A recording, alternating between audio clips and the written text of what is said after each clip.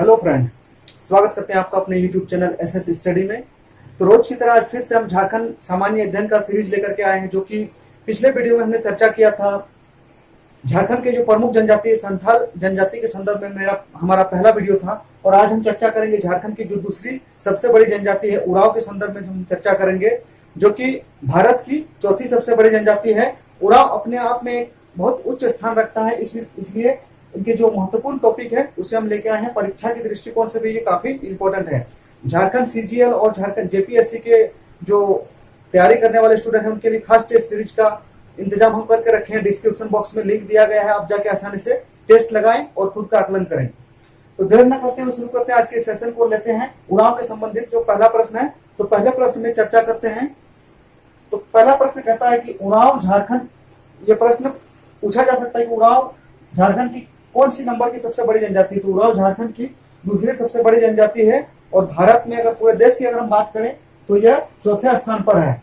अगर झारखंड में उरांव का प्रतिशत की बात की जाए तो 18.14% उरांव झारखंड में है। दूसरे टॉपिक की अगर हम चर्चा करें, दूसरा टॉपिक कहता है कि ये अपने को खुरुक कहते हैं, खुरुक या कुरुक कहते हैं। उरांव अपने को खुरुक या कुरुक कहते हैं। नोट डाउन करते चले, काफी बेहतरीन आप नोट्स तैयार कर सकते हैं दोस्तों। बिना स्किप किए वीडियो को अंत तक देखें, वीडियो काफी यूजफुल है। नेक्स्ट प्रश्न कहता है ये द्रविड़, नेक्स्ट टॉपिक कहता है कि यह द्रविड़ प्रजाति समूह का है। कई बार यह भी प्रश्न पूछा जा चुका है कि यह किस समुदाय में, किस समूह में आते हैं। तो यह द्रविड़ समूह में आते हैं। तीसरा पॉइंट है कि उरांव में 14 गोत्र पाए जाते हैं। गोत्र संबंधित भी कई बार परीक्षा में प्रश्न पूछे जा चुके हैं और पूछे जाते रहेंगे। तो 14 गोत्र पाए जाते हैं। गोत्र को कीली कहा जाता है, इसे भी आप याद कर ले, हमने मेंशन नहीं किया यहाँ पे, लेकिन कीली कहा जाता है गोत्र को। इनमें संगोत्र विवाह वर्जित माना जाता है, यानी कि 14 गोत्र के अंदर जो भी होंगे आपस में वो शादी नहीं करेंगे, मतलब संगोत्र विवाह नहीं होगा उनमें। और इनका सबसे प्राचीन, सबसे प्रचलित विवाह है, सबसे प्रचलित विवाह जो उरांव में होता है वो है आयोजित विवाह।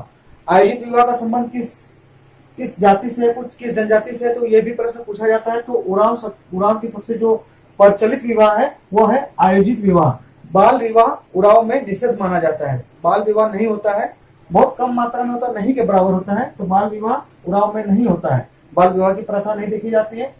पांचवा प्रश्न कहता है कि उरांव के गांव, इनके गांव के मुखिया को महतो कहा जाता है। पांचवा पॉइंट भी काफी इंपॉर्टेंट है कि उरांव गांव के मुखिया को क्या कहा जाता है, ये प्रश्न पूछा जा सकता है। तो महतो कहा जाता है, इसे आप नोट डाउन कर लें। अगला पॉइंट कहता है कि पंचायत को या पंचोरा कहा जाता है। उरांव के जो पंचायत होते हैं उन्हें पंचोरा नाम से संबोधित किया जाता है। छठा पॉइंट कहता है कि इनके प्रमुख देवता धर्मेश है, जो कि सूर्य के समकक्ष माना जाता है धर्मेश को, इसे भी आप नोट डाउन करें। और पहाड़ देवता जो है, पहाड़ देवता को मारांग गुरु कहा जाता है, इसे भी आप नोट डाउन करें। सातवां पॉइंट कहता है कि ग्राम देवता को ये लोग ठाकुर देव कहते हैं। कुल देवता जो होते हैं उन्हें पूर्व जामता कहते हैं। ये काफी इंपॉर्टेंट लाइन है दोस्तों, इसे आप खास तौर से आप नोट डाउन करें। ग्राम देवता को ठाकुर देव कहा जाता है, उरांव संबंधित जो जनजाति है, और कुल देवता को ये पूर्व जामता कहते हैं।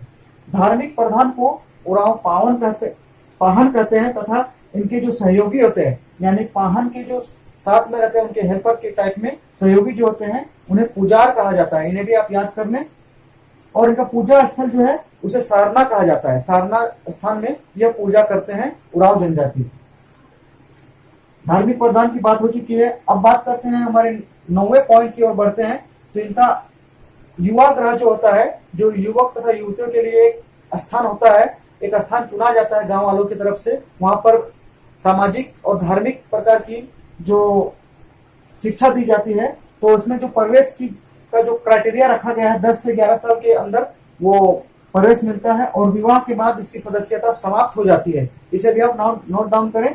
धूमपुरिया इनका युवा ग्रह है, और इनमें प्रवेश का जो समय होता है वो 10 से 11 साल निर्धारित किया जाता है, और विवाह के बाद युवक हो या युवती हो, धूमपुरिया से उनका सदस्यता समाप्त हो जाता है। इसे आप नोट डाउन करें। 10वां पॉइंट कहता है कि युवा ग्रह में युवक तथा युवतियों के लिए अलग अलग स्थान निर्धारित किए जाते हैं। कहने का आशय है कि धूमपुरिया जो स्थान होता है वहाँ युवक तथा युवतियों के लिए सेपरेट अलग अलग स्थान दिया जाता है, ताकि वो शिक्षा ग्रहण कर सके, सामाजिक और धार्मिक शिक्षा। 11वां पॉइंट कहता है कि युवक जोक एड़पा तथा युवती पेल एड़पा में रहते हैं। जो स्थान होता है उनका युवक का, वो जोक एड़पा कहा जाता है, और युवतियों के लिए जो होता है उन्हें पेल एड़पा कहा जाता है। ये भी कई बार, ये तो पिछले बार जेपीएससी प्री के एग्जाम में पूछा जा चुका है कि युवक जहाँ पर रहते हैं उसे क्या कहा जाता है, तो जोक एड़पा कहा जाता है, और युवतियों का जो स्थान होता है उसे पेल एड़पा कहा जाता है। इसे आप नोट डाउन करें।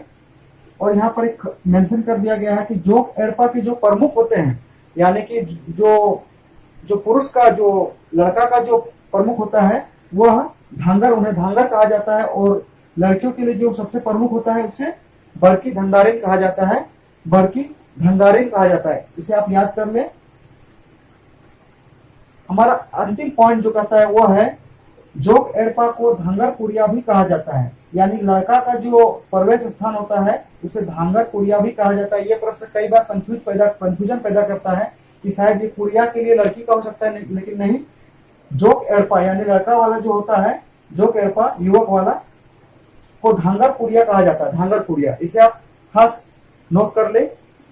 तो आज का हमारा ये सेशन दोस्तों कैसा रहा, कमेंट जरूर करें। अगला वीडियो हम लेके आएंगे मुंडा से संबंधित, और जितने भी झारखंड के प्रमुख जनजाति उससे संबंधित हम वीडियो लाते रहेंगे, और कला और संस्कृति का भी वीडियो हम अपलोड कर चुके हैं, उसे आप प्ले लिस्ट में जाके देख सकते हैं आसानी से। तो आज का ये सेशन कैसा रहा दोस्तों, कमेंट जरूर करें। अगर किसी प्रकार की त्रुटि हो तो वो भी कमेंट के माध्यम से बताएं, और अगर नया सेशन आप चाहते हैं शुरू करें तो आप बता सकते हैं कि किसका हम सेशन शुरू करें। तो आज के लिए इतना ही, थैंक यू।